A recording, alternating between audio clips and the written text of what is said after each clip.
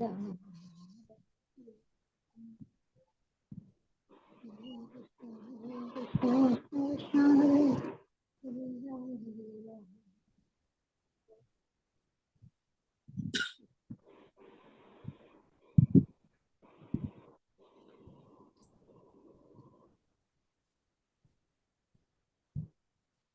नमो भगवते वासुदेवाय।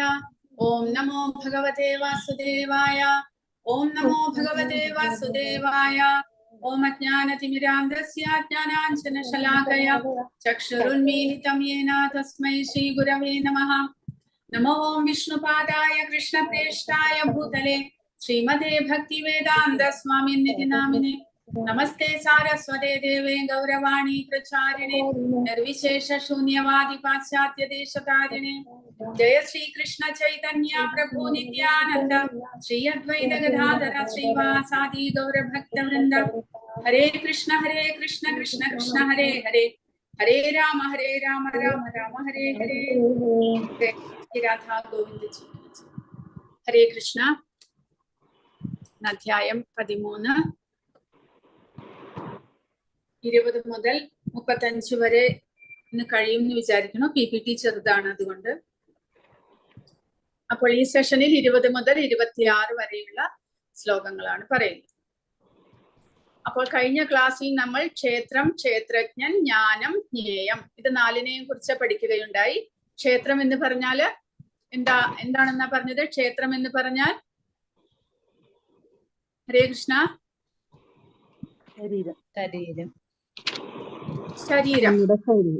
ശരീരം എന്ന് പറഞ്ഞാൽ ജീവാത്മാവിന്റെ പ്രവർത്തന മേഖല. ജീവാത്മാവിന്റെ പ്രവർത്തന മേഖല. കാരണം ജീവാത്മാവ് ഫീൽഡ് ഓഫ് ആക്ടിവിറ്റി എന്നാണ് ഇംഗ്ലീഷിൽ പ്രഭുപാദർ എഴുതിയിരിക്കുന്നത്. കാരണം ജീവാത്മാവ് അണുവാണ്, ഒന്നാമത്തെ കാര്യം. രണ്ടാമത് ജീവാത്മാവ് ആധ്യാത്മികനാണ്. അപ്പോൾ ഈ ഭൗതിക പ്രകൃതിയുമായിട്ട് യാതൊരു ബന്ധവും ഇല്ലാത്തതാണ് ജീവാത്മാവ്. ആ ജീവാത്മാവിന് ഈ ഭൗതിക പ്രകൃതിയിൽ സ്വയം പ്രവർത്തിക്കാനായിട്ട് സാധിക്കുന്നില്ല. കാരണം നമ്മളും ഇപ്പോൾ ഈ ഭൂമിയിൽ ജീവിക്കുന്ന നമ്മൾ വേറെ ഏതെങ്കിലും ഗ്രഹത്തിൽ പോയാല് നമുക്കും നമ്മുടെ ഈ ശരീരം ഉപയോഗിച്ച് ഒന്നും ചെയ്യാൻ സാധിക്കുകയില്ല അവിടെ. കാരണം അവിടുത്തെ കാലാവസ്ഥ വ്യത്യാസമുണ്ടാകും, അവിടുത്തെ അന്തരീക്ഷം വ്യത്യാസമാണ്, അവിടുത്തെ ജീവിത രീതി വ്യത്യാസമാണ്, അവിടുത്തെ പഞ്ചഭൂതങ്ങളാൽ നിർമ്മിതമായിട്ടുള്ള ശരീരവും വ്യത്യാസമുണ്ടാകും. അപ്പോൾ നമ്മുടെ ഇവിടെ ഉണ്ടാക്കിയിട്ടുള്ള പഞ്ചഭൂതങ്ങളാൽ നിർമ്മിതമായിട്ടുള്ള ശരീരം ഉപയോഗിച്ച് നമുക്ക് ഈ ഭൗതിക പ്രപഞ്ചത്തിലെ തന്നെ വേറൊരു ഗ്രഹത്തിൽ പോയിട്ട് പ്രവർത്തിക്കാൻ സാധ്യമല്ല. അതുകൊണ്ടാണ് ഇപ്പോൾ ആസ്ട്രോനോട്ട്സ് എല്ലാം, അതായത് അന്തരീക്ഷ ബഹിരാകാശ സഞ്ചാരികളെല്ലാം ഇവിടെ നിന്ന് പോകുമ്പോൾ ഓക്സിജൻ മാസ്ക് ഇതെല്ലാം പിടിച്ചുകൊണ്ട് പോകുന്നത്. കാരണം അവിടുത്തെ അന്തരീക്ഷവുമായിട്ട് നമ്മുടെ ഈ ശരീരത്തിന് പൊരുത്തപ്പെടാനായിട്ട് സാധ്യതയുണ്ടാവില്ല. അതുപോലെ ആധ്യാത്മിക ലോകത്തിലെ ഒരു ജീവാത്മാവ് ഈ ഭൗതിക പ്രകൃതിയുമായി ബന്ധപ്പെടുമ്പോൾ അതിന് ഇവിടത്തെ അന്തരീക്ഷത്തിൽ പ്രവർത്തിക്കാനായിട്ട് സാധ്യമല്ല. അതുകൊണ്ട് എന്ത് ചെയ്യുന്നു? അതിന്റെ ആഗ്രഹങ്ങളെല്ലാം നിറവേറ്റാനും അതിന്റെ ആഗ്രഹത്തിനനുസരിച്ച് സ്വയം പ്രവർത്തിക്കാനായിട്ട് സാധ്യമാകാത്തത് കൊണ്ട് അതിന് അനുയോജ്യമായിട്ടുള്ള, അതിന്റെ ആഗ്രഹങ്ങൾ നിവർത്തിക്കാനുള്ള അനുയോജ്യമായിട്ടുള്ള ഒരു ശരീരം കൊടുക്കുന്നു. അതാണ് പ്രകൃതിയിൽ അനേകം വൈവിധ്യമാർന്ന ശരീരങ്ങൾ കാണപ്പെടുന്നതിന്റെ കാരണം. കാരണം ജീവാത്മാവിന് പല വിധത്തിലുള്ള ആഗ്രഹങ്ങളാണ്. ആ ആഗ്രഹങ്ങളെല്ലാം സാധിപ്പിക്കാൻ ഒരേ ശരീരം കൊണ്ട് സാധ്യമാകുകയില്ല. അതും നമ്മൾ മനസ്സിലാക്കണം. ഇപ്പോൾ മനുഷ്യ ശരീരത്തിന് എല്ലാ വിധത്തിലുള്ള ആഗ്രഹങ്ങളും സാധിപ്പിക്കാൻ സാധ്യമല്ല. കാരണം ഒരു മൃഗമായിട്ടോ പക്ഷിയായിട്ടോ എല്ലാം നമുക്കിപ്പോൾ ചിറകുകൾ വെച്ച് പറക്കണം എന്ന് വെച്ചാൽ നമുക്ക് സാധ്യമല്ല, മനുഷ്യന് സാധ്യമല്ല. പക്ഷെ ഒരു ജീവാത്മാവിന് അന്തരീക്ഷത്തിൽ പറന്നു നടക്കാനാണ് ആഗ്രഹമെങ്കിൽ ആ ജീവാത്മാവിന് മനുഷ്യ ശരീരം ലഭിച്ചത് കൊണ്ട് പ്രയോജനം ഉണ്ടാകുന്നില്ല. അപ്പോൾ എന്ത് ചെയ്യുന്നു? പ്രകൃതി ആ ജീവാത്മാവിന് അതിന്റെ ആഗ്രഹം തീർക്കാൻ ഒരു പക്ഷിയായിട്ട് അതിന് ശരീരം നൽകുന്നു. അങ്ങനെ ആ ജീവാത്മാവിന് അന്തരീക്ഷത്തിൽ എത്ര വേണമെങ്കിലും പറന്നു നടക്കാൻ, തന്റെ ആഗ്രഹ പൂർത്തീകരണത്തിന് സാധ്യതയുണ്ടാകുന്നു. അതുപോലെ ജലത്തിനടിയിൽ ജീവിക്കണമെങ്കിൽ മനുഷ്യന് എത്ര നേരം ജലത്തിനടിയിൽ ജീവിക്കാൻ സാധിക്കും? അപ്പോൾ ഏതെങ്കിലും ഒരു ജീവാത്മാവിന് അങ്ങനെ ഒരു ആഗ്രഹമാണ്, വെള്ളത്തിനടിയിൽ നീന്തിക്കൊണ്ടേയിരിക്കണം എന്നുള്ള ആഗ്രഹമുള്ള ഒരു ജീവാത്മാവിന് അതിനനുസരിച്ചുള്ള പ്രത്യേക ശരീരം, ഒരു മത്സ്യമായിട്ടോ തിമിംഗലമായിട്ടോ എന്തെങ്കിലും പ്രത്യേകമായ ശരീരം ലഭിക്കുന്നു. അപ്പോൾ അങ്ങനെയാണ് നമ്മൾ മനസ്സിലാക്കേണ്ടത്. ശരീരം എന്ന് പറഞ്ഞാൽ ജീവാത്മാവിന്റെ കർമ്മ മേഖല, ഫീൽഡ് ഓഫ് ആക്ടിവിറ്റി എന്ന് പറയുന്നു. അപ്പോൾ ക്ഷേത്രം എന്ന് പറഞ്ഞാൽ, കൂടാതെ നമുക്ക് വേറൊരു വിധത്തിലും പറയാം, പരമാത്മാവ് ഈ ശരീരത്തിനുള്ളിൽ വസിക്കുന്നത് കൊണ്ട് പരമാത്മാവ് വസിക്കുന്ന ക്ഷേത്രമായിട്ടും നമുക്ക് നമ്മുടെ ശരീരത്തെ താരതമ്യം ചെയ്യാം. അപ്പോൾ ക്ഷേത്രജ്ഞൻ എന്ന് പറഞ്ഞു കഴിഞ്ഞാൽ ഈ ശരീരത്തെ അറിയുന്നവർ, ഈ ഓരോ പ്രത്യേക ശരീരത്തെയും മനസ്സിലാക്കുന്നവർ, ശരീരത്തിന്റെ വളർച്ച, ശരീരത്തിന്റെ വേദനകൾ, ശരീരത്തിന്റെ സുഖങ്ങൾ, ദുഃഖങ്ങൾ, ഇതെല്ലാം അറിയുന്ന ആളാണ് ക്ഷേത്രജ്ഞൻ. അപ്പോൾ ക്ഷേത്രജ്ഞനായിട്ട് നമ്മൾ ജീവാത്മാക്കളെ പറയുന്നു. കാരണം ജീവാത്മാവ് ഒരു ശരീരത്തിനുള്ളിൽ പ്രവേശിക്കുന്നതോടുകൂടി ആ ശരീരവുമായിട്ട് താദാത്മ്യം പ്രാപിക്കുന്നു. ശരീരത്തിന്റെ സുഖ ദുഃഖങ്ങളെ, വേദനകളെ എല്ലാം ആ ജീവാത്മാവ് അറിയുന്നു. അതുകൊണ്ട് ആ ജീവാത്മാവിനെ ക്ഷേത്രജ്ഞനായിട്ട് പറയുന്നു.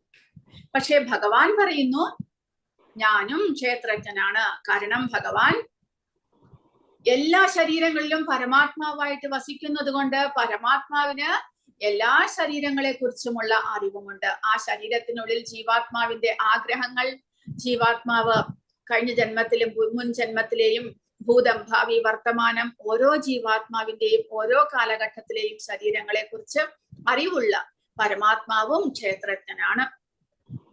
അപ്പോൾ ഇനി ഭഗവാൻ പറഞ്ഞത് ജ്ഞാനം എന്നാൽ എന്താണ്? ജ്ഞാനം എന്ന് പറഞ്ഞാൽ ആരാണ് പറയുക? ജ്ഞാനം എന്ന് പറഞ്ഞാൽ എന്താണ് എന്നാണ് ഭഗവാൻ പറയുന്നത്? ഹരേ കൃഷ്ണ.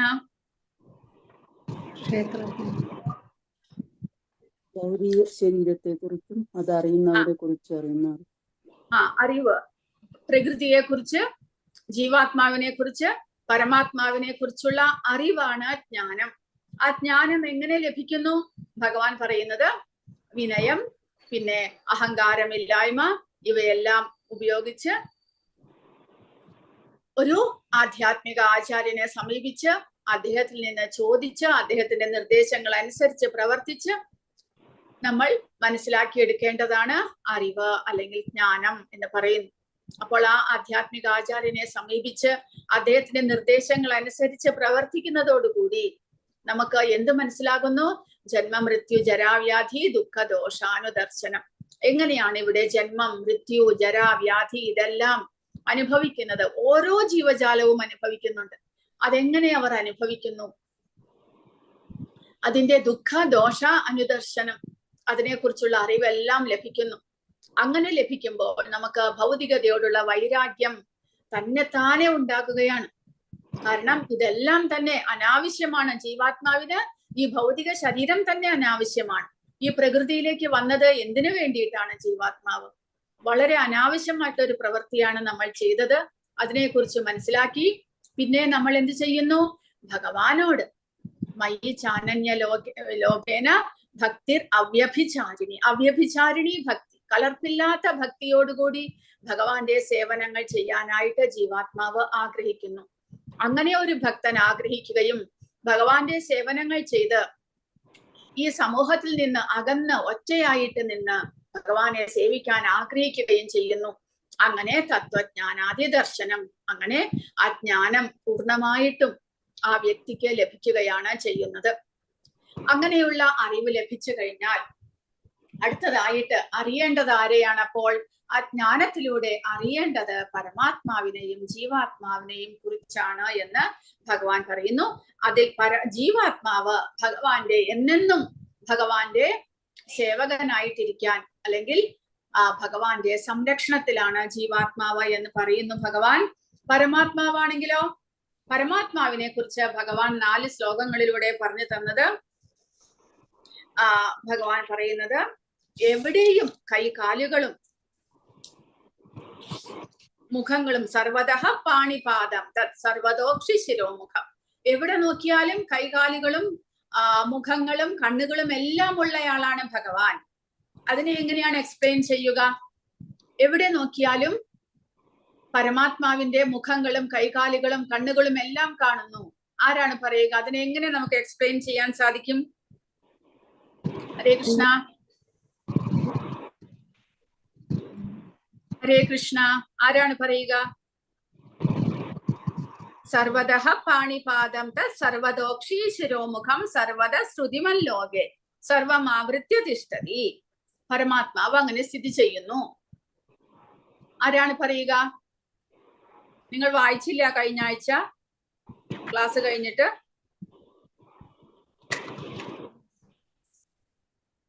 ഹരേ കൃഷ്ണ.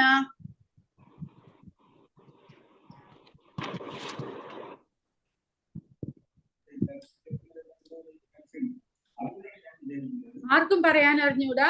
ആരും പഠിച്ചില്ല? സർവതഃ പാണിപാദം തത്, അതായത് എല്ലാ ദിക്കിലും ഭഗവാന്റെ കൈകളും കാലുകളുമാണ്, എല്ലാ ദിക്കിലും ഭഗവാന്റെ മുഖങ്ങളാണ്, എല്ലാ ദിക്കിലും ഭഗവാന്റെ കണ്ണുകളാണ് എന്ന് പറഞ്ഞാൽ എല്ലാ അതിൽ വ്യാഖ്യാനത്തിൽ പ്രഭുപാദ വിസ്തരിച്ച് പറഞ്ഞിട്ടുണ്ട്. എല്ലാ ജീവജാലങ്ങളും അടങ്ങിയിരിക്കുന്നത് ആ ഭഗവാനിലാണ്, പരമാത്മാവിൽ കുടികൊള്ളുന്നു. ഭഗവാനും 9ാമത്തെ അധ്യായത്തിൽ പറഞ്ഞിട്ടുണ്ട്, എല്ലാ ജീവജാലങ്ങളും ഭഗവാനിൽ കുടികൊള്ളുന്നു. അങ്ങനെ ജീവജാലങ്ങളെ എല്ലാത്തിനെയും ഉൾക്കൊള്ളുന്ന ഭഗവാൻ ആ 11ാമത്തെ അധ്യായത്തിൽ നമ്മൾ കണ്ടു. ഭഗവാന്റെ വിശ്വരൂപം കാണിച്ചപ്പോൾ എവിടെ നോക്കിയാലും അർജുനന് ഭഗവാന്റെ കൈകളും കാലുകളും മുഖങ്ങളും എന്ന് പറഞ്ഞു കഴിഞ്ഞാൽ എല്ലാ ജീവജാലങ്ങളെയും ഉൾക്കൊള്ളുന്ന ആ ഭഗവാനിൽ എല്ലാ ജീവജാലങ്ങളുടെയുമാണ് കൈകാലുകളും കയ്യും കാലുകളും കണ്ണുകളും ഇതെല്ലാം കാണുന്നത്. അതുകൂടാതെ വേറൊരു വിധത്തിൽ പറയുകയാണെങ്കിൽ പരമാത്മാവ് ഈ അനന്തകോടി ജീവജാലങ്ങളുടെയും ശരീരത്തിൽ പരമാത്മാവായിട്ട് കുടികൊള്ളുന്നു. അപ്പോൾ ഭൗതിക പ്രകൃതിയിൽ നമ്മൾ എവിടെ നോക്കിയാലും ചരങ്ങളും അചരങ്ങളുമായിട്ടുള്ള ജീവജാലങ്ങളെയാണ് നമ്മൾ കാണുന്നത്. പ്രകൃതിയിൽ ബ്രഹ്മലോകം മുതൽക്ക് താഴെ പാതാള ലോകം വരെ ഈവൻ ബ്രഹ്മാവിലും പരമാത്മാവ് കുടികൊള്ളുന്നു. അങ്ങനെ വരുമ്പോൾ ആ ജീവജാലങ്ങളിൽ എല്ലാത്തിലും പരമാത്മാവിനെ ദർശിക്കാൻ സാധിക്കുന്നു എന്ന് പറയുമ്പോൾ പരമാത്മാവ് അതുപോലെ അനന്ത കോടി രൂപങ്ങളായിട്ട് ഭഗവാൻ അവതരിച്ചിരിക്കുകയാണ് പരമാത്മാവായിട്ട്. അങ്ങനെ പരമാത്മാവിനെ എല്ലാ ജീവജാലങ്ങളിലും നമുക്ക് കാണുവാൻ സാധിച്ചാൽ നമുക്കപ്പോൾ മനസ്സിലാകും എല്ലാ ദിക്കിലും പരമാത്മാവിന്റെ രൂപം അനേകം കൈകളും കാലുകളും കണ്ണുകളും മുഖങ്ങളും എല്ലാമായിട്ട് പരമാത്മാവിന്റെ രൂപം നമുക്ക് ദർശിക്കുവാനായിട്ട് സാധിക്കും. അങ്ങനെ പരമാത്മാവ് എല്ലാ ദിക്കിലും വികസിച്ചിരിക്കുന്നു എന്ന് നമ്മൾ മനസ്സിലാക്കണം. അങ്ങനെ അദ്ദേഹം സർവമാവൃത്യ തിഷ്ഠതി, എല്ലാത്തിനെയും ആവരണം ചെയ്തുകൊണ്ട് അദ്ദേഹം സ്ഥിതി ചെയ്യുന്നു. പിന്നെ അങ്ങനെയുള്ള പരമാത്മാവിന് സർവേന്ദ്രിയ ഗുണാഭാസം, സർവേന്ദ്രിയ വിവർജിതം, അദ്ദേഹത്തിൽ നിന്നാണ് നമുക്ക് എല്ലാവർക്കും ഇന്ദ്രിയങ്ങളെ ലഭിച്ചിട്ടുള്ളത്. എങ്കിലും ആ പരമാത്മാവിന് ഒരിക്കലും ഭൗതികമായ ഇന്ദ്രിയങ്ങളല്ല ഉള്ളത്. അസക്തം സർവഭുച്ചൈവ, എന്നാലോ അദ്ദേഹം ഭൗതിക പ്രകൃതിയിൽ എല്ലാ ജീവജാലങ്ങളുടെയും ഉള്ളിൽ പരമാത്മാവായിട്ട് വസിക്കുന്നുണ്ടെങ്കിലും അദ്ദേഹമാണ് പ്രകൃതിയെ സംരക്ഷിക്കുന്നുണ്ടത് എന്നെങ്കിലും അദ്ദേഹം അസക്തം, പ്രകൃതിയുമായിട്ട് ബന്ധം സ്ഥാപിക്കുന്നില്ല. അദ്ദേഹം വിരക്തനായിരിക്കുന്നു. എല്ലാ ജീവജാലങ്ങളുടെയും എല്ലാ ആഗ്രഹങ്ങളും അദ്ദേഹമാണ് നിർവഹിക്കുന്നത് എന്നുണ്ടെങ്കിലും അദ്ദേഹം ഒന്നുമായിട്ടും കണക്ട് ചെയ്യുന്നില്ല, അസക്തനാണ്. നിർഗുണം ഗുണഭോക്തൃച്ച, ഗുണങ്ങളുടെ എല്ലാം അധിപതി ഭഗവാനാണെങ്കിലും അദ്ദേഹം നിർഗുണനാണ്. ഗുണങ്ങൾ ഭഗവാനെ സ്വാധീനിക്കുന്നില്ല. കൂടാതെ ബഹിരന്തശ്ച ഭൂതാനാം അചരം ചരമേവച, എല്ലാ ചരങ്ങളും അചരങ്ങളുമായിട്ടുള്ള എല്ലാ ജീവജാലങ്ങളുടെയും അകത്തും പുറത്തും ഭഗവാൻ വസിക്കുന്നു. അകത്ത് പരമാത്മാവായിട്ട് വസിക്കുന്നു, പുറത്താണെങ്കിലോ ഈ പ്രകൃതിയെ സംരക്ഷിക്കുന്ന ആ ശക്തിയായിട്ടും ഭഗവാൻ വസിക്കുന്നു. സൂക്ഷ്മത്വാദ് അതിവിജ്ഞേയം, എന്നാലോ അദ്ദേഹത്തെ നമുക്ക് കാണുവാൻ സാധിക്കുന്നു. പുറത്തും അകത്തും ഭഗവാൻ ഉണ്ടെങ്കിലും അദ്ദേഹം അണുവാണ്. അതുകൊണ്ട് അദ്ദേഹത്തെ നമുക്ക് കാണുവാനും സാധിക്കുന്നില്ല, അറിയുവാനും സാധിക്കുന്നില്ല. പിന്നെ ദൂരസ്ഥം ചാന്തികേചത, അദ്ദേഹം നമ്മുടെ അടുത്ത് പരമാത്മാവായിട്ട് നമ്മുടെ ഹൃദയത്തിൽ ഉണ്ടെങ്കിലും അദ്ദേഹം വളരെ വളരെ ദൂരെയാണ്. അദ്ദേഹത്തിന്റെ സ്വന്തം ലോകത്തിലാണ്. കാരണം ഏകനായിട്ടുള്ള പരമാത്മാവാണ് അനേകം വിസ്തരണങ്ങൾ എടുത്ത് എല്ലാ ശരീരങ്ങളിലും കുടികൊള്ളുന്നത്. അവിഭക്തം ച ഭൂതേഷു വിഭക്തം ഇവ ച സ്ഥിതം, എന്നാൽ ആ ഒരേ ഒരു പരമാത്മാവാണ് എല്ലാ ജീവജാലങ്ങളിലും പരമാത്മാവായിട്ട് കുടികൊള്ളുന്നത്. അങ്ങനെയാണെങ്കിൽ അദ്ദേഹം വിഭജിക്കപ്പെടുകയാണോ? അല്ലേ അല്ല. ഒരേ ഒരാൾ അനേകം രൂപങ്ങൾ എടുക്കുകയാണ് എന്ന് മനസ്സിലാക്കണം. അങ്ങനെയുള്ള ആ പരമാത്മാവാണ് എല്ലാ ജീവജാലങ്ങളെയും സംരക്ഷിക്കുന്നത്. അദ്ദേഹമാണ് സൃഷ്ടിക്കും സംഹാരത്തിനും എല്ലാത്തിനും കാരണം. അങ്ങനെയുള്ള ആ പരമാത്മാവ് എവിടെ സ്ഥിതി ചെയ്യുന്നു? അദ്ദേഹത്തിന്റെ ലോകം ഏതാണ്? തമസഹ പരം. ഈ ഭൗതിക പ്രകൃതിക്കും പരമമായിട്ടുള്ള, അപ്പുറമായിട്ടുള്ള അതീന്ദ്രിയമായ ലോകത്തിലാണ് അദ്ദേഹം വസിക്കുന്നത്. അദ്ദേഹമാണ് എല്ലാ പ്രകാശത്തിനും ജ്യോതിസുകൾക്കും കാരണം. അദ്ദേഹമാണ് ആ ഭഗവാന്റെ ബ്രഹ്മജ്യോതിയിൽ നിന്നാണ് സൂര്യനും ചന്ദ്രനും എല്ലാം അഗ്നിക്കും എല്ലാം പ്രകാശം ലഭിക്കുന്നത്. ആ ഭഗവാനാണ് ജ്ഞാനം. ആ ഭഗവാനെയാണ് നമ്മൾ അറിയേണ്ടത്. ആ ഭഗവാനിൽ നിന്നാണ് ജ്ഞാനം ഉറവിടം കൊള്ളുന്നത് എന്ന് പറയുന്നു. അങ്ങനെയുള്ള ഭഗവാൻ പരമാത്മാവ് ഹൃദി സർവസ്യ വിഷ്ഠിതം. അദ്ദേഹം എല്ലാ ജീവജാലങ്ങളുടെയും ഹൃദയത്തിൽ കുടികൊള്ളുന്നു. അങ്ങനെ അറിയേണ്ടുന്നത് പരമാത്മാവിനെ കുറിച്ചുള്ള അറിവും ഭഗവാൻ പറഞ്ഞു തന്നിരിക്കുന്നു. ഇനി അടുത്തതായിട്ട് അടുത്ത സെഷൻ, ഇന്നത്തെ സെഷനിൽ ഭഗവാൻ പറയാൻ പോകുന്നത് പ്രകൃതി പുരുഷൻ. ഭൗതിക പ്രകൃതി എന്നാൽ എന്താണ്? പുരുഷൻ. പുരുഷൻ എന്ന് പറയുമ്പോൾ രണ്ട് വിധത്തിലുള്ള പുരുഷന്മാരുണ്ട്. ഒന്ന് പരമപുരുഷനും നമ്മൾ ജീവാത്മാക്കൾ വെറും പുരുഷന്മാർ. നമ്മൾ കരുതുന്നത് നമ്മൾ ഈ ഭൗതിക പ്രകൃതിയെ ആസ്വദിക്കുന്നവരാണ്. അപ്പോൾ പുരുഷൻ എന്നുള്ള വാക്കിന്റെ അർത്ഥം ആസ്വാദകൻ, ഭോക്താവ്. അപ്പോൾ ജീവാത്മാക്കൾ, ഭൗതിക പ്രകൃതിയിലുള്ള ജീവാത്മാക്കൾ കരുതുന്നു ഞാനാണ് ഈ പ്രകൃതിയെ ആസ്വദിക്കുന്നവൻ. അങ്ങനെ ശരീരബോധത്തിൽ ഇരുന്നു കൊണ്ട് ചിന്തിക്കുന്നത് കൊണ്ട് ജീവാത്മാവിനെയും പുരുഷൻ എന്ന് വിളിക്കുന്നു. പക്ഷെ അതൊരു തെറ്റിദ്ധാരണയാണ്. വാസ്തവത്തിൽ നമ്മൾ പ്രകൃതിയുടെ നിയന്ത്രണത്തിന് പൂർണ്ണമായും വിധേയരായാണ് പ്രവർത്തിക്കുന്നത്. പക്ഷെ എങ്കിലും നമുക്കത് മനസ്സിലാക്കാനുള്ള കഴിവില്ലാത്തത് കൊണ്ട് നമ്മൾ വിചാരിക്കുന്നു നമ്മൾ എല്ലാത്തിനെയും ആസ്വദിക്കുകയാണ് എന്ന്. വാസ്തവത്തിൽ ഗുണങ്ങൾക്ക് വിധേയരായിട്ടാണ് നമ്മൾ പ്രവർത്തിക്കുന്നത്. എന്നാൽ പരമപുരുഷനായിട്ടുള്ള ഭഗവാനാണോ? അദ്ദേഹമാണെങ്കിൽ അദ്ദേഹമാണ് യഥാർത്ഥത്തിലുള്ള ഭോക്താവ് എന്ന് നമ്മൾ മനസ്സിലാക്കണം.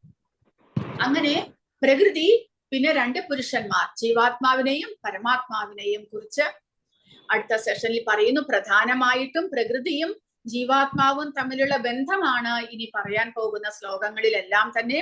യഥാർത്ഥത്തിലുള്ള ജ്ഞാനം ഇത് മനസ്സിലാക്കി കഴിഞ്ഞാൽ ഭഗവാൻ പറയുന്നു ഈ അറിവ് ഇനിയുള്ള 20 മുതൽക്കുള്ള ശ്ലോകങ്ങളിലൂടെ നമുക്ക് ലഭിക്കുന്ന അറിവ് കൃത്യമായി നമ്മൾ മനസ്സിലാക്കി കഴിഞ്ഞാൽ നമ്മൾക്ക് പിന്നീട് ഒരിക്കലും പുനർജന്മം ഉണ്ടാകുന്നില്ല എന്ന് ഭഗവാൻ പറയുന്നു. ജ്ഞേയത്തെ സ്വയം പരമാത്മാവ് എന്ന് വിശേഷിപ്പിച്ച കൃഷ്ണൻ ഇപ്പോൾ ആത്മാവിനെയും പരമാത്മാവിനെയും പുരുഷനായി വിശദീകരിക്കുന്നു. ഭൗതിക പ്രകൃതിയുമായുള്ള ബന്ധത്തിന്റെ അടിസ്ഥാനത്തിൽ പ്രകൃതിയെയും പുരുഷനെയും അവയുടെ പാരസ്പര്യങ്ങളെയും മനസ്സിലാക്കുവാൻ ഇഹലോകത്ത് ജന്മമുക്തി നേടുന്നു. പരമാത്മാവിനെ മനസ്സിലാക്കുന്നതിനുള്ള മറ്റു മാർഗങ്ങൾ ജ്ഞാനവും അഷ്ടാംഗയോഗവുമാണ്. ഈ ഭാഗം പ്രകൃതിയുടെ രീതികളിൽ ജീവജാലങ്ങളുടെ കെട്ടുപാടുകൾ വിശദീകരിക്കുന്നു. അപ്പോൾ ജീവജാലങ്ങൾ എങ്ങനെ ഈ പ്രകൃതിയുമായി ബന്ധപ്പെട്ട് ബന്ധനത്തിലാകുന്നു എന്ന് ഈ ശ്ലോകങ്ങളിലൂടെ വിശദീകരിക്കുന്നു. വ്യവസ്ഥിതരായ ആത്മാക്കൾ ദ്രവ്യത്തെ നിയന്ത്രിക്കാനും, ദ്രവ്യം എന്ന് പറഞ്ഞാൽ ഈ സ്ഥൂല ശരീരം അല്ലെങ്കിൽ പ്രകൃതി, അവയെ നിയന്ത്രിക്കാനും ആസ്വദിക്കാനുമുള്ള ആഗ്രഹം അവനെ ഭൗതിക പ്രകൃതിയുമായി ബന്ധിപ്പിക്കുന്നു. യഥാർത്ഥ ആസ്വാദകനും നിയന്ത്രകനുമാണ് ആത്മാവ്. ഇത് മനസ്സിലാക്കുന്നത് വ്യവസ്ഥിതിയായ ജീവിയെ മുക്തിയിലേക്ക് നയിക്കും. അപ്പോൾ വാസ്തവത്തിൽ ജീവാത്മാവാണ്, ഞാനാണ് എല്ലാം ആസ്വദിക്കുന്നത് എന്നുള്ള ആ ഒരു തെറ്റിദ്ധാരണ മൂലമാണ് ജീവാത്മാവ് ഇവിടെ ബന്ധനത്തിലാകുന്നത്. അതെങ്ങനെയാണ് എന്ന് ഭഗവാൻ പറയുകയാണ്.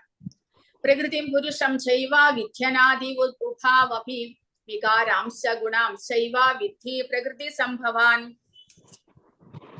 അപ്പോൾ ഭഗവാൻ പറയുന്നത് പ്രകൃതിയും പുരുഷം ചൈവ വിദ്യ അനാദി, അനാദി എന്ന് പറയും. വിദ്ധി അനാദി, അനാദിയാണ് പ്രകൃതിയും പുരുഷനും. അതായത് എപ്പോൾ പ്രകൃതി ഉത്ഭവിച്ചു, എപ്പോൾ ജീവജാലങ്ങൾ പ്രകൃതിയിലേക്ക് വന്നു എന്ന് തിട്ടപ്പെടുത്താൻ സാധ്യമല്ല. കാരണം രണ്ടും അനാദികളാണ് എന്ന് പറയുന്നു. കൂടാതെ വികാരാംശ ഗുണാംശൈവ, ജീവാത്മാക്കൾ പ്രവർത്തിക്കുന്ന ആ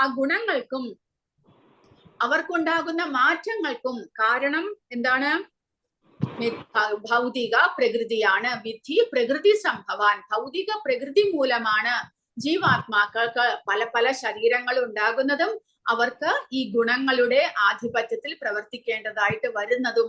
എല്ലാത്തിനും പുറകിൽ എന്താണ്?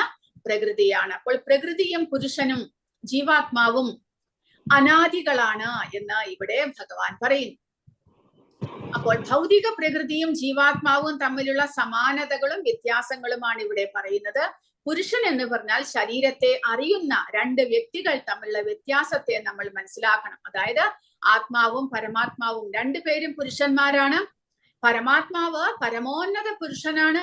ഈ പ്രപഞ്ചത്തിന്റെ യജമാനനും നിയന്ത്രകനും ആസ്വാദകനും ഉടമസ്ഥനും പരിപാലിക്കുന്നവനും.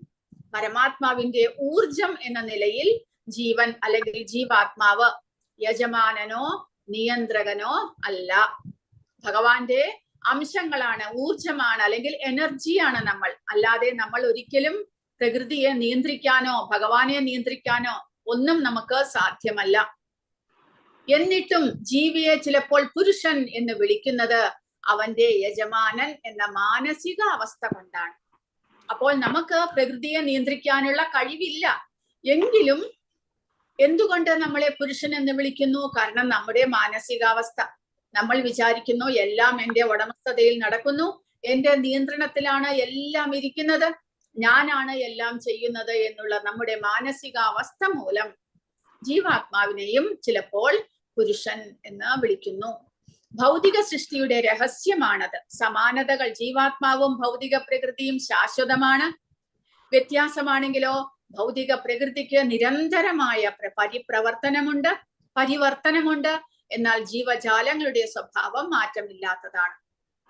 അപ്പോൾ ഇവിടെ പ്രകൃതി എന്ന് പറയുമ്പോൾ ഭൗതിക പ്രകൃതിയുമാകാം, നമ്മുടെ ശരീരവുമാകാം.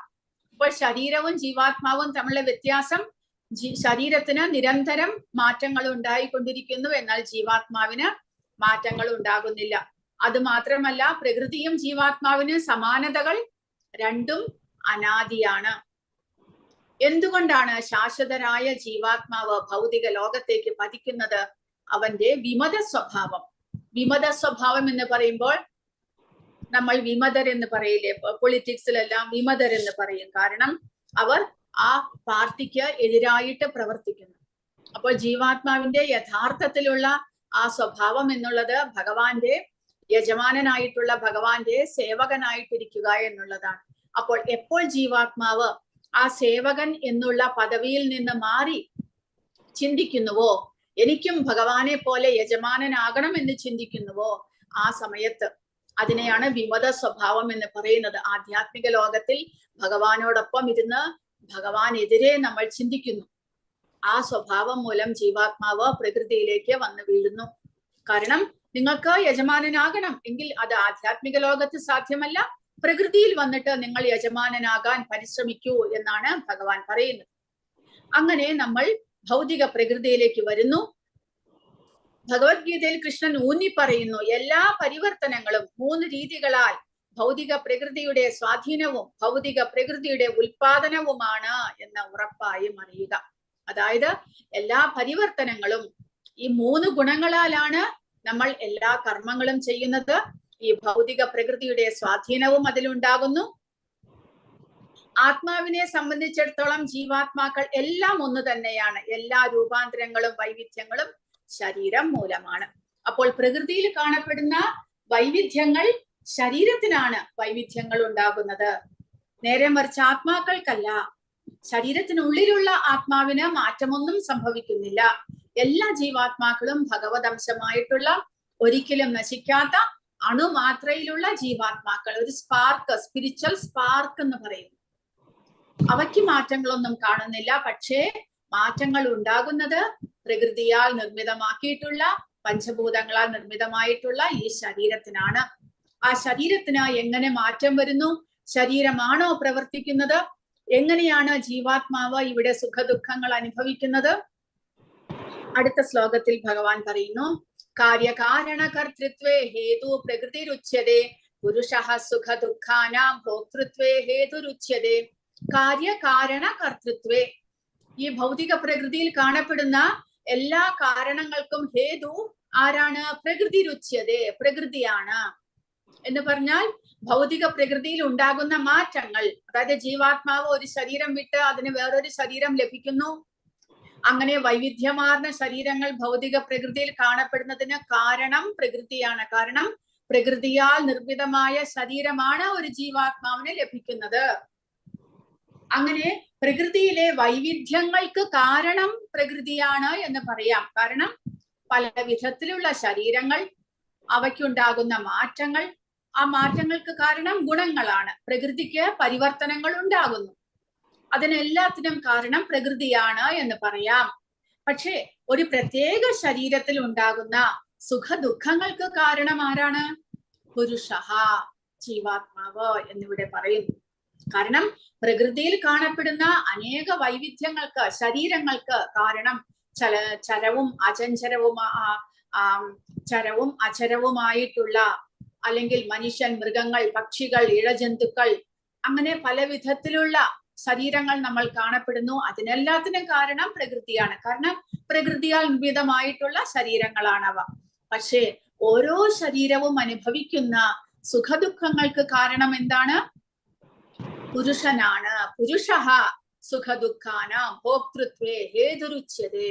കാരണം ഭോക്താവായിട്ട് പുരുഷൻ അഭിനയിക്കുമ്പോൾ ഭൗതിക പ്രകൃതിയെ അനുഭവിക്കാനുള്ള, ആസ്വദിക്കാനുള്ള ആ ആഗ്രഹം മൂലം എന്ത് സംഭവിക്കുന്നു? ആ ജീവാത്മാവ് അല്ലെങ്കിൽ ആ ശരീരം, ആ പ്രത്യേക ശരീരം പല വിധത്തിലുള്ള സുഖദുഃഖങ്ങൾ അനുഭവിക്കുകയാണ് ചെയ്യുന്നത്. അപ്പോൾ ജീവാത്മാവിന്റെ എല്ലാം ആസ്വദിക്കണമെന്നുള്ള ആ ഒരു ആഗ്രഹം, അതാണ് എല്ലാത്തിനും കാരണമായിട്ട് നമ്മൾ മനസ്സിലാക്കേണ്ടത്. പ്രകൃതി അല്ലെങ്കിൽ ഭൗതിക സ്വഭാവം എല്ലാ ഭൗതിക കാരണങ്ങളുടെയും ഫലങ്ങളുടെയും കാരണമായിട്ട് പറയപ്പെടുന്നു.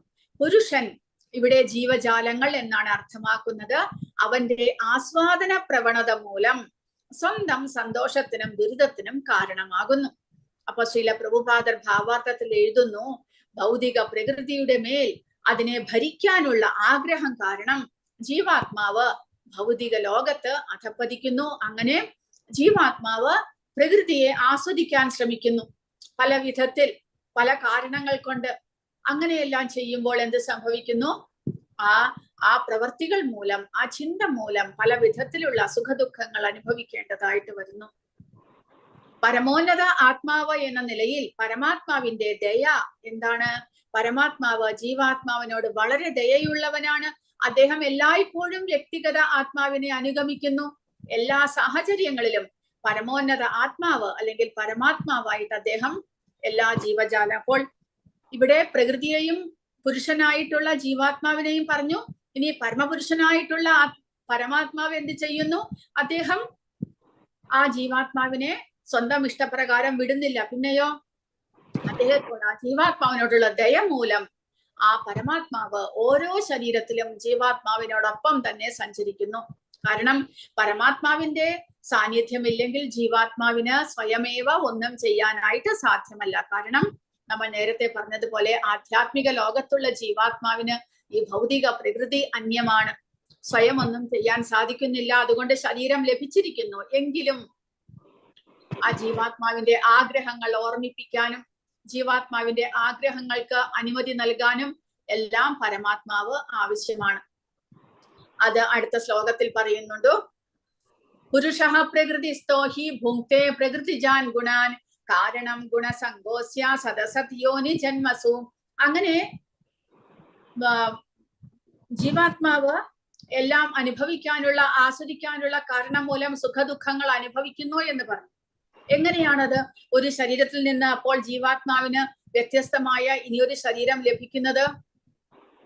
പുരുഷഃ പ്രകൃതിസ്ഥോ ഹി ഭുങ്ക്തേ പ്രകൃതിജാൻ ഗുണാൻ എന്ന് പറയുന്നു.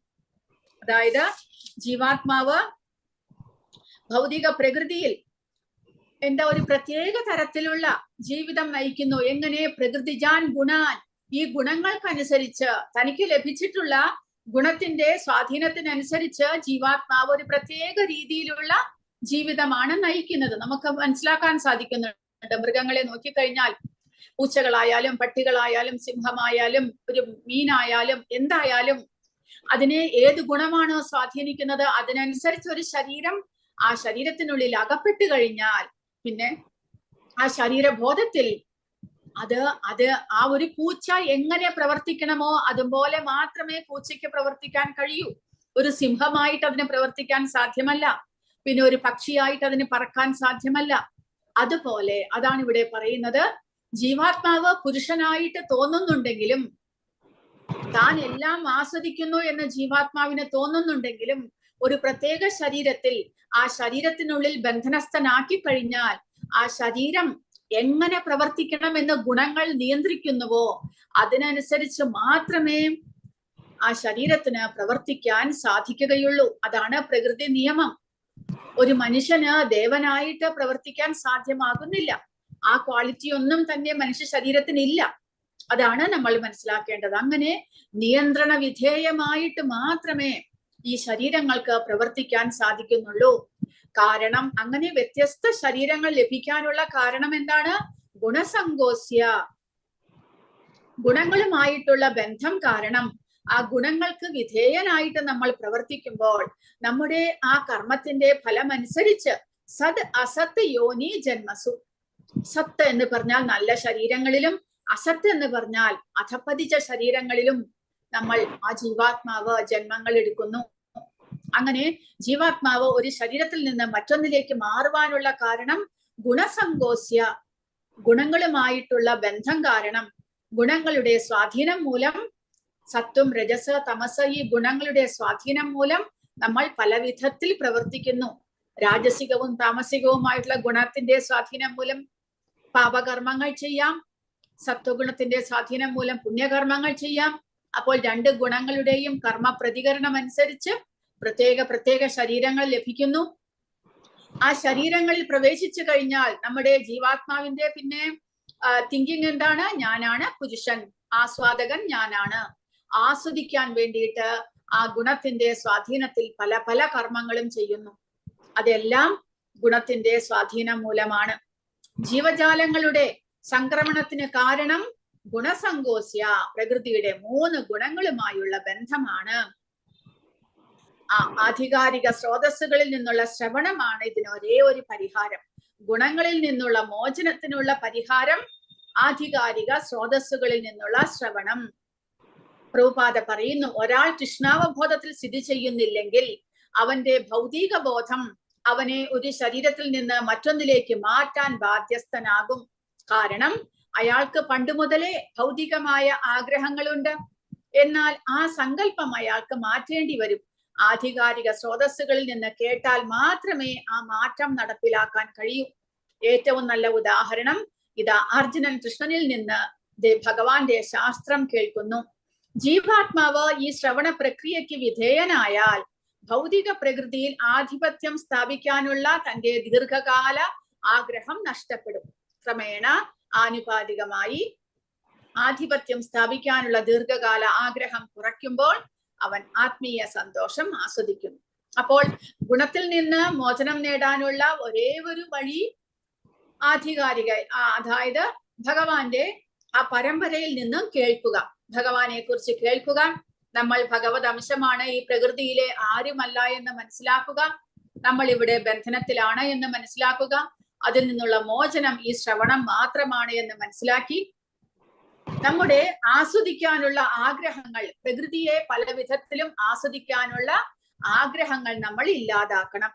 ജീവാത്മാവിന്റെ ആഗ്രഹമാണ് ജീവാത്മാവിന് ബന്ധനത്തിന് കാരണമായിട്ട് മാറുന്നത്. അപ്പോൾ അങ്ങനെ ഗുണങ്ങളെ നമുക്ക് ഇല്ലാതാക്കാൻ, ഗുണങ്ങളുടെ സ്വാധീനം ഇല്ലാതാക്കാൻ സാധിക്കും എന്ന് ഇവിടെ പറയുന്നു. അങ്ങനെയുള്ള ശരീരത്തിൽ, ജീവാത്മാവ് ബന്ധനത്തിലായിട്ടുള്ള ശരീരത്തിൽ പരമാത്മാവിന്റെ പ്രവർത്തനം എന്താണ്? ഉപദൃഷ്ട അനുമന്താച്ച ഭർത്ത ഭോക്ത മഹേശ്വര പരമാത്മേതി ചാപ്യുക്തോ ദേഹേസ്മിൻ പുരുഷ പരഹ. ആ പരമാത്മാവ് ഈ ശരീരത്തിനുള്ളിൽ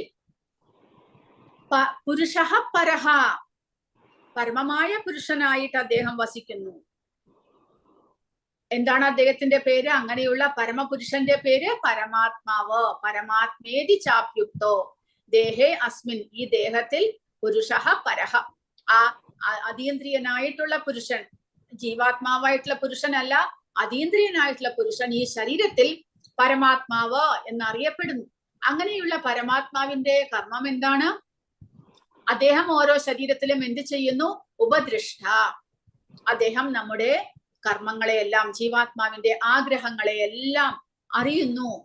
ആ പരമാത്മാവ് അതിനെല്ലാം അദ്ദേഹം ഉപദൃഷ്ടനാണ്, സാക്ഷിയാണ്. പിന്നെയോ അനുമന്ത, അദ്ദേഹമാണ് അനുമതിദായകൻ. അതായത് ജീവാത്മാവിന് ആഗ്രഹിക്കാൻ മാത്രമേ സാധിക്കുകയുള്ളൂ. പലതും ആഗ്രഹിക്കുന്നു ജീവാത്മാവ്. നമ്മളെ തന്നെ ചിന്തിച്ചു കഴിഞ്ഞാൽ നമ്മുടെ പല വിധത്തിലുള്ള ആഗ്രഹങ്ങൾ നമുക്ക് ഓർത്തെടുക്കാൻ സാധിക്കും. അതിൽ എല്ലാം തന്നെ നിറവേറിപ്പെടണമെന്നില്ല. ചിലത് മാത്രമേ ആഗ്രഹങ്ങൾ നിറവേറ്റപ്പെടുന്നുള്ളൂ. അപ്പോൾ അങ്ങനെ നമ്മുടെ ആഗ്രഹങ്ങൾ നിറവേറപ്പെടാൻ കാരണം ആരാണ്? അനുമന്ത എന്ന അനുമന്തനായിട്ടുള്ള, അനുമതിദായകനായിട്ടുള്ള ഈ പരമാത്മാവാണ്. കാരണം ജീവാത്മാവ് ആഗ്രഹിക്കുന്നു. പരമാത്മാവ് നമ്മുടെ ജീവാത്മാവിന്റെ യോഗ്യത നോക്കുന്നു. നമുക്ക് ഈ ആഗ്രഹം നിറവേറപ്പെടാനുള്ള യോഗ്യതയുണ്ടോ എന്ന് നോക്കുന്നു. യോഗ്യതയുണ്ടെങ്കിൽ പരമാത്മാവ് ആ ജീവാത്മാവിന്റെ ആഗ്രഹത്തിന് അനുമതി നൽകുന്നു. അനുമതി നൽകിക്കഴിഞ്ഞാൽ എങ്ങനെയാണ് ജീവാത്മാവിന്റെ ആഗ്രഹം സാധിക്കുന്നത്? ഗുണങ്ങൾ അതിനനുസരിച്ച് പ്രവർത്തിക്കുന്നു, ശരീരത്തെ കൊണ്ട് പ്രവർത്തിപ്പിക്കുന്നു. അങ്ങനെ ജീവാത്മാവിന്റെ ആഗ്രഹം സാധിക്കപ്പെടുന്നു. അല്ലാതെ ജീവാത്മാവായിട്ടൊന്നും ചെയ്യുന്നില്ല. അടുത്ത ശ്ലോകങ്ങളിൽ ഭഗവാൻ പറയുന്നുണ്ട്, ജീവാത്മാവിന് ഒന്നും ചെയ്യാൻ സാധ്യമല്ല, ആരെയും സ്വാധീനിക്കാൻ സാധ്യമല്ല. വെറുതെ ശരീരത്തിനുള്ളിൽ ഇരുന്നു കൊണ്ട് ആഗ്രഹിക്കാൻ മാത്രമേ സാധിക്കുകയുള്ളൂ. അപ്പോൾ ജീവാത്മാവിന്റെ ഈ ആഗ്രഹമാണ് ഭൗതികമായിട്ട് ആസ്വദിക്കാനുള്ള ആഗ്രഹം. അതാണ് ജീവാത്മാവിനെ ബന്ധനത്തിലാക്കുന്നത്. എന്നാൽ കഴിഞ്ഞ ശ്ലോകത്തിൽ പ്രഭുപാദ പറഞ്ഞതുപോലെ ഈ ഗുണങ്ങളിൽ നിന്ന് മോചിതനാകണം എന്നുള്ള ആഗ്രഹം വന്നാലോ അതും പരമാത്മാവ് അനുവദിക്കുന്നു. അങ്ങനെയുള്ള ആഗ്രഹം ജീവാത്മാവിന്റെ മോചനത്തിന് സാധ്യമാകും. അപ്പോൾ എന്തായാലും ജീവാത്മാവിന്റെ ആഗ്രഹത്തെ അറിയുന്നവനും ആ ആഗ്രഹത്തിന് അനുമതി നൽകുന്നതും ഭഗവാനാണ്. ഉപദൃഷ്ട അനുമന്താച്ച ഭർത്ത, യജമാനനാണ് ഭഗവാൻ. നമ്മുടെ എല്ലാവരുടെയും യജമാനൻ ആ പരമാത്മാവാണ്. ഭോക്ത, പരമമായ ഭോക്താവ്, നമ്മുടെ എല്ലാ കർമ്മങ്ങളുടെയും ഭോക്താവ്, ആസ്വാദകൻ ഭഗവാനാണ്. അതിനനുസരിച്ച് നമ്മൾ പ്രവർത്തിക്കണം. ഭഗവാൻ 9ാമത്തെ അധ്യായത്തിൽ പറയുകയുണ്ടായി, എല്ലാ കർമ്മങ്ങളും ഭഗവാന് സമർപ്പിച്ചുകൊണ്ട് നമ്മൾ ചെയ്യണം എന്ന്. അതിന്റെ കാരണം ഇതാണ്. കാരണം ഭോക്താവ് ഭഗവാനാണ്. മഹേശ്വര, അദ്ദേഹമാണ് പരമനായ ഈശ്വരൻ. അങ്ങനെയുള്ള ആ പരമനായിട്ടുള്ള പുരുഷനെ പരമാത്മാവ്, നമ്മുടെ ദേഹത്തിൽ വസിക്കുന്ന പരമാത്മാവ് എന്ന് വിളിക്കുന്നു. ഭഗവാൻ എപ്പോഴും ജീവനെ ആത്മീയ ഊർജത്തിലേക്ക് തിരികെ കൊണ്ടുപോകാൻ ഉത്സുകനാണ്. എന്നാൽ അവന്റെ നിസ്സാരമായ സ്വാതന്ത്ര്യം കാരണം വ്യക്തിഗത ജീവാത്മാവ് ആത്മീയ വെളിച്ചത്തിന്റെ കൂട്ടുകെട്ടിനെ നിരന്തരം നിരസിക്കുന്നു. അതായത് ഭഗവാൻ പരമാത്മാവ് ജീവാത്മാവിനെ പ്രോത്സാഹിപ്പിക്കുന്നത് എങ്ങനെയെങ്കിലും ഈ ഭൗതികതയിൽ നിന്ന് മോചനം നേടാനുള്ള പ്രവർത്തനങ്ങൾ ചെയ്യാനാണ്. പക്ഷേ ഭൗതികതയിൽ മുഴുകിയിരിക്കുന്ന ആത്മാവിന് ഭഗവാന്റെ ആ ഉപദേശങ്ങളെ അല്ലെങ്കിൽ അദ്ദേഹത്തിന്റെ ആ പ്രേരണകളെ അറിയാനായിട്ട് സാധിക്കുന്നില്ല. അവയെ തിരസിക്കുന്നു. നമുക്ക് തന്നെ അറിയാൻ സാധിക്കും. കാരണം നാമനിഷ്ഠ പ്രഭു എല്ലാ ഡിജിറ്റൽ മീഡിയ വഴിയും ഈ ഭഗവത്ഗീത ഓൺലൈൻ ക്ലാസ്സിനെ കുറിച്ച് ഇങ്ങനെ അഡ്വർടൈസ്മെന്റ് ചെയ്യുന്നുണ്ട്. നമ്മളും ഒരുപാട് മെസ്സേജസ് അയക്കുന്നുണ്ട്. നിങ്ങളും എല്ലാവരും എത്ര പേരോട് പറഞ്ഞു കാണും. പക്ഷേ അത് കേൾക്കാനോ അത് മനസ്സിലാക്കാനോ താല്പര്യം കാണിക്കുന്നവർ എത്രമാത്രം കുറവാണ്. അപ്പോൾ ഭഗവാൻ നമുക്ക് ചാൻസ് തരുന്നില്ല എന്ന് നമ്മൾ വിചാരിക്കരുത്. അതാണ് നമ്മൾ അറിയേണ്ടത്. ഭഗവാൻ നമുക്ക് ചാൻസ് തരുന്നില്ല എന്ന് നമ്മൾ വിചാരിക്കരുത്. ഭഗവാൻ ചാൻസ് തരുന്നുണ്ട്, പക്ഷേ നമ്മളത് മനസ്സിലാക്കുന്നില്ല. ഭഗവാൻ നമ്മളെ എല്ലാവരെയും ഭഗവത് ധാമത്തിലേക്ക് കൊണ്ടുപോകാൻ ഉത്സുകനാണ്. പക്ഷേ അദ്ദേഹം തരുന്ന ആ ചാൻസ്, നമുക്ക് ആ ഒരു ചാൻസ് വരുമ്പോൾ നമ്മൾ അപ്പോൾ തന്നെ അതിനെ സ്വീകരിച്ചാൽ മാത്രമേ, ഭഗവാന്റെ നിർദ്ദേശമാണ് എന്ന് മനസ്സിലാക്കി അത് സ്വീകരിച്ചാൽ മാത്രമേ നമുക്ക് ഭഗവാന്റെ ആ നിയന്ത്രണത്തിലൂടെ, വഴിയിലൂടെ നമുക്ക് പോകാനായിട്ട്, ഭഗവാൻ തെളിയിക്കുന്ന വഴിയിലൂടെ നമുക്ക് പോകാൻ സാധിക്കുകയുള്ളൂ. പക്ഷേ നമ്മൾ എന്ത് ചെയ്യുന്നു? നമ്മൾ അതിന് സമയമായിട്ട്, ചിലർ വിചാരിക്കും ഇപ്പോൾ എനിക്ക് സമയമായിട്ടില്ല, ഇപ്പോൾ എനിക്ക് ഇതൊന്നും കേൾക്കാൻ സമയം കിട്ടുന്നില്ല, അതിന് സമയമാകുമ്പോൾ, എനിക്ക് ഫ്രീ ടൈം കിട്ടുമ്പോൾ നമ്മൾ അതെല്ലാം കേൾക്കാം. അല്ലെങ്കിൽ എനിക്ക് ഇതിനെ കുറിച്ചെല്ലാം അറിയാം എന്ന് വിചാരിക്കുന്നവർ വേറെ കുറെ പേരുണ്ട്. അങ്ങനെ നമ്മൾ അതിനെ തിരസ്കരിക്കുന്നു. ഈ സ്വാതന്ത്ര്യത്തിന്റെ ദുരുപയോഗമാണ്, അതായത് ഇത് ഭഗവാൻ തന്നിരിക്കുന്ന സ്വാതന്ത്ര്യത്തിന്റെ ദുരുപയോഗമാണ് എന്ന് പറയുന്നു. ജീവാത്മാവിന് ഒന്നുകിൽ ഭഗവാന്റെ അന്തരംഗ ശക്തിയുടെ കീഴിലേക്ക് വരാം, അല്ലെങ്കിൽ ഭൗതിക പ്രകൃതി ബഹിരംഗ ശക്തിയുടെ കീഴിലേക്ക് വരാം. അതിനുള്ള സ്വാതന്ത്ര്യം ജീവാത്മാവിന് ഭഗവാൻ തന്നിട്ടുണ്ട്. അപ്പോൾ ഭഗവാന്റെ അന്തരംഗ ശക്തിയിലേക്ക് വരാനായിട്ട് നമ്മളെ പ്രോത്സാഹിപ്പിക്കുമ്പോൾ നമ്മൾ അതിനെ തിരസ്കരിച്ചു കഴിഞ്ഞാൽ നമ്മൾ ഭഗവാൻ തന്നിരിക്കുന്ന സ്വാതന്ത്ര്യത്തിന്റെ ദുരുപയോഗം ചെയ്യുന്നു എന്നാണ് ഇവിടെ പ്രഭുപാദ പറയുന്നത്. ഇങ്ങനെയുള്ള സ്വാതന്ത്ര്യത്തിന് ദുരുപയോഗമാണ് വ്യവസ്ഥാപിതമായ പ്രകൃതിയിലെ അവന്റെ ഭൗതിക കലഹങ്ങൾക്ക് കാരണം. അതുകൊണ്ട് ഭഗവാൻ എപ്പോഴും അകത്തു നിന്നും പുറത്തു നിന്നും ഉപദേശം നൽകുന്നു. അകത്തു നിന്ന് പരമാത്മാവായിട്ട് അദ്ദേഹം വഴി കാണിക്കുന്നു. നമ്മൾ ആ വഴി സ്വീകരിക്കണം അത്രമാത്രം, ആ വഴിയിലൂടെ പോകണം അത്രമാത്രം.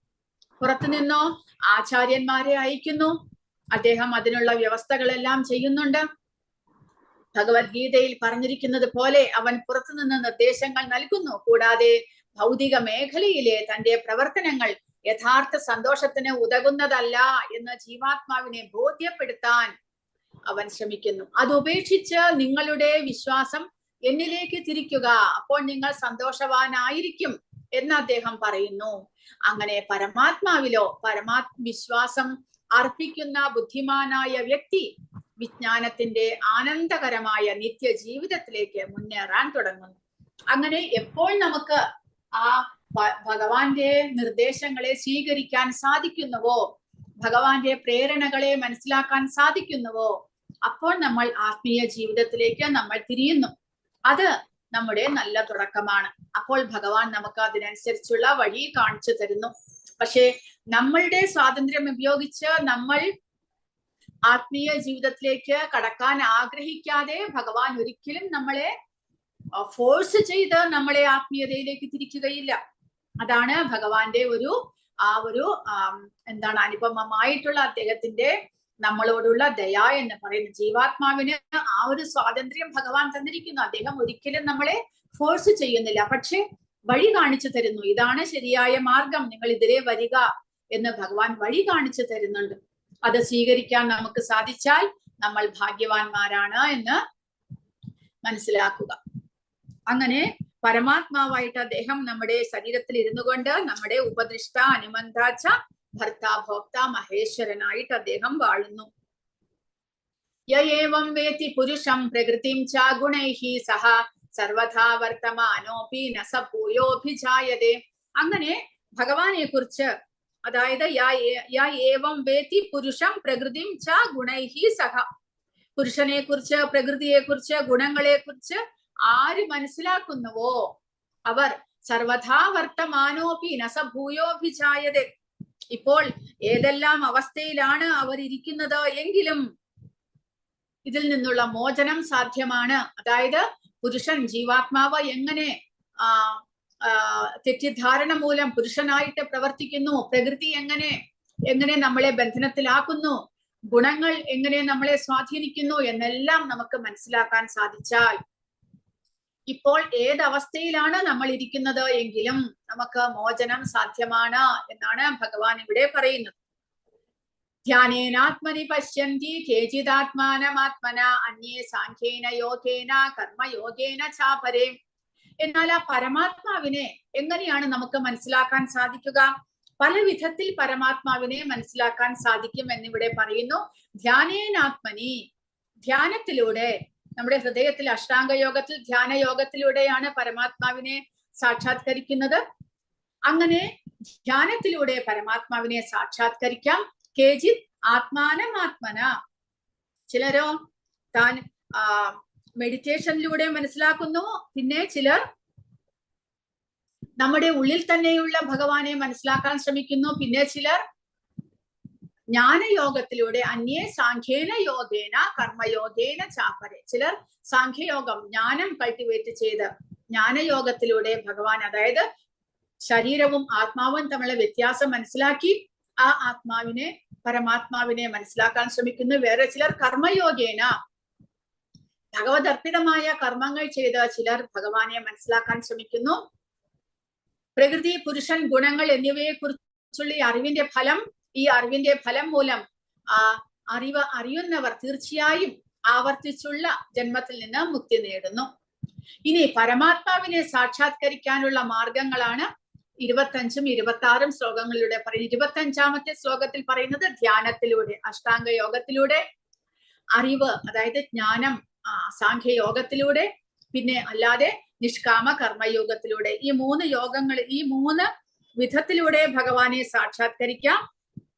അല്ലെങ്കിൽ ഏറ്റവും ഉന്നതമായിട്ടുള്ള, ഏറ്റവും പ്രധാനമായിട്ടുള്ള വഴിയാണ് അടുത്ത ശ്ലോകത്തിൽ പറയുന്നത്. അന്യേതേവമജാനന്തഃ ശ്രുത്വാ നേദ്യമുപാസതേ തേപി ചാതിതരൻ ദേവാ മൃത്യും ശ്രുതിപരായണാഃ. മറ്റുള്ളവർ എങ്ങനെ? ശ്രുതി, കേൾവിയിലൂടെ, ശ്രവണത്തിലൂടെ ഭഗവാനെ മനസ്സിലാക്കുന്നു. എങ്ങനെ? നമ്മളെല്ലാവരും ചെയ്യുന്നത് പോലെ പ്രഭുപാദർ എഴുതിയിട്ടുള്ള പുസ്തകങ്ങൾ വായിച്ച് മനസ്സിലാക്കുക. ഭഗവാന്റെ പരമ്പരയിലൂടെ വന്ന ആചാര്യന്മാരിൽ നിന്ന് കേട്ട് മനസ്സിലാക്കുക. അതാണ് ഏറ്റവും ശ്രേഷ്ഠമായിട്ടുള്ള മാർഗം എന്നാണ് പറയുന്നത്. അതിലൂടെ നമ്മൾ കേൾക്കുന്നതിലൂടെ, ആ ശ്രവണത്തിലൂടെ നമുക്ക് എന്ത് സംഭവിക്കുന്നു? ചാതി തരം ദേവ മൃത്യുവിനെ മറികടക്കുവാൻ സാധിക്കുന്നു. അവർക്കും മൃത്യുവിനെ മറികടക്കുവാൻ സാധിക്കുന്നു എന്നാണ് ഇവിടെ പറയുന്നത്. പ്രഭുപാദ പറയുന്നത് ഇതാണ് ചൈതന്യ മഹാപ്രഭു പ്രിസ്ക്രൈബ് ചെയ്തിട്ടുള്ള വഴി. അല്ലാതെ ധ്യാനയോഗം, അഷ്ടാംഗയോഗം, കർമ്മയോഗം, ജ്ഞാനയോഗം ഇതൊന്നും ചൈതന്യ മഹാപ്രഭു പറഞ്ഞിട്ടുള്ള. ചൈതന്യ മഹാപ്രഭു പറഞ്ഞിരിക്കുന്നത് ശ്രവണത്തിലൂടെ ഭഗവാനെ മനസ്സിലാക്കാൻ ശ്രമിക്കാനാണ് ചൈതന്യ മഹാപ്രഭുവും പറഞ്ഞിരിക്കുന്നത്. പ്രഭുപാദ പറയുന്നു, സാധാരണക്കാരനെ സംബന്ധിച്ചിടത്തോളം അവൻ ഒരു നല്ല ആത്മാവാണെങ്കിൽ കേൾവിയിലൂടെ പുരോഗതിക്ക് അവസരമുണ്ട്. ഈ ശ്രവണ പ്രക്രിയ വളരെ പ്രധാനമാണ്. ആധുനിക ലോകത്ത് കൃഷ്ണാവബോധം പ്രസംഗിച്ച ചൈതന്യ ഭഗവാൻ കേൾവിക്ക് വലിയ സമ്മർദ്ദം നൽകി. കാരണം സാധാരണക്കാരന് ആധികാരിക സ്രോതസ്സുകളിൽ നിന്ന് കേവലം കേൾക്കുകയാണെങ്കിൽ, പ്രത്യേകിച്ച് ചൈതന്യ ഭഗവാന്റെ അഭിപ്രായത്തിൽ ഹരേ കൃഷ്ണ കൃഷ്ണ കൃഷ്ണ ഹരേ ഹരേ, ഹരേ രാമ രാമ രാമ ഹരേ ഹരേ എന്നിങ്ങനെ ഭഗവാനെ കുറിച്ച് കേൾക്കാനും ഭഗവാന്റെ നാമസങ്കീർത്തനം ചെയ്യാനും സാധിക്കുകയാണെങ്കിൽ നമുക്ക് അങ്ങനെ ആ ഭഗവാൻ ഇപ്പോൾ പറയുന്ന പോലെ മൃത്യുവിനെ താട്ടുവാൻ സാധിക്കും. പരമേശ്വരനെ അറിയുന്നവരുടെ ദാസനാകാൻ പഠിക്കണം. ഒരു ശുദ്ധ ഭക്തനെ അഭയം പ്രാപിക്കാനും ആത്മസാക്ഷാത്കാരത്തെ കുറിച്ച് അവനിൽ നിന്ന് കേൾക്കാനും അവന്റെ കാൽച്ചുവടുകൾ പിന്തുടരാനും ഭാഗ്യമുണ്ടായാൽ ഒരാൾ ക്രമേണ ശുദ്ധ ഭക്തന്റെ സ്ഥാനത്തേക്ക് ഉയർത്തപ്പെടും. ഈ വാക്യത്തിൽ പ്രത്യേകിച്ച് ശ്രവണ പ്രക്രിയ ശക്തമായി ശുപാർശ ചെയ്തിട്ടുണ്ട്. ഇത് വളരെ ഉചിതമാണ്. തത്വചിന്തകർ എന്ന് വിളിക്കപ്പെടുന്നവരെ പോലെ സാധാരണക്കാരന് പലപ്പോഴും കഴിവില്ലെങ്കിലും ഒരു ആധികാരിക വ്യക്തിയിൽ നിന്നുള്ള വിശ്വസ്തമായ ശ്രവണം ഈ ഭൗതിക അസ്തിത്വത്തെ മറികടന്ന് ദൈവത്തിലേക്ക് മടങ്ങാൻ സഹായിക്കും എന്ന് പറയുന്നു. അപ്പോൾ ഈ ശ്രവണം നമുക്ക് എത്രമാത്രം അറിവ് കുറവാണെങ്കിലും, ബുദ്ധി കുറവാണെങ്കിലും, യോഗ്യത കുറവാണെങ്കിലും നമ്മൾ കേൾക്കുന്നത് ആരിൽ നിന്നാണോ അതാണ് പ്രധാനമായിട്ടുള്ളത്.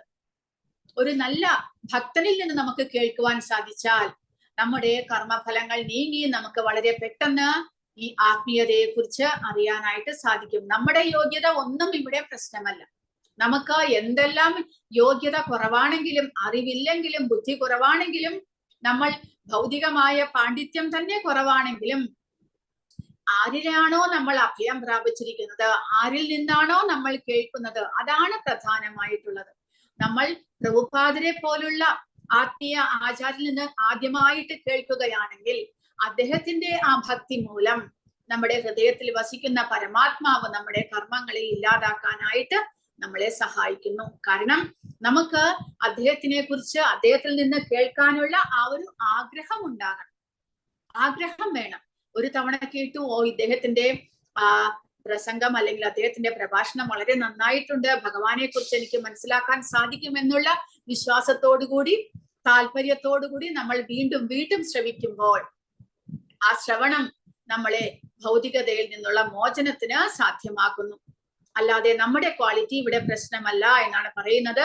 നമ്മുടെ ക്വാളിറ്റി മാത്രമല്ല, നമ്മുടെ ഭക്തിയുത സേവനത്തിന് രൂപ ഗോസ്വാമി ഭക്തിരസാമ സിന്ധുവിൽ പറഞ്ഞിട്ടുണ്ട്, നമ്മുടെ ബർത്തോ, അതായത് നമ്മുടെ ജനനം ഏത് വലിയ കുടുംബത്തിലാണോ അല്ല താഴ്ന്ന കുടുംബത്തിലാണോ ഒന്നും തന്നെ പ്രശ്നമല്ല.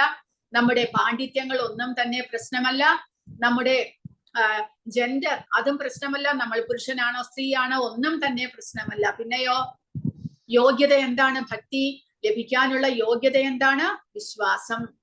ഭഗവാനിൽ വിശ്വാസം ഉണ്ടായിരിക്കണം. നമ്മുടെ കേൾക്കുന്ന പ്രക്രിയയിൽ വിശ്വാസം ഉണ്ടായിരിക്കണം. കൂടാതെ താല്പര്യം ഉണ്ടായിരിക്കണം. ഭഗവാനെ കുറിച്ച് കേൾക്കാനുള്ള താല്പര്യം, ആ വിശ്വാസം, ഇതെല്ലാമാണ് നമ്മളെ ഒരു ഭക്തനാക്കുന്നത്. അല്ലാതെ മറ്റുള്ള യോഗ്യതകൾ ഒന്നുമല്ല. 9ാമത്തെ അധ്യായത്തിലും ഭഗവാൻ പറഞ്ഞിട്ടുണ്ട് വിശ്വാസം, ശ്രദ്ധ എന്ന് ഭഗവാൻ പറഞ്ഞിട്ടുണ്ട്. അപ്പോൾ ശ്രദ്ധ അല്ലെങ്കിൽ വിശ്വാസം വളരെ ഇമ്പോർട്ടന്റ് ആണ്. പിന്നെ നമ്മൾ കേൾക്കുന്നത് ആരിൽ നിന്നാണ്? അതാണ് പ്രധാനം. അതും ഒരു പ്രധാനമായ വിഷയമാണ്.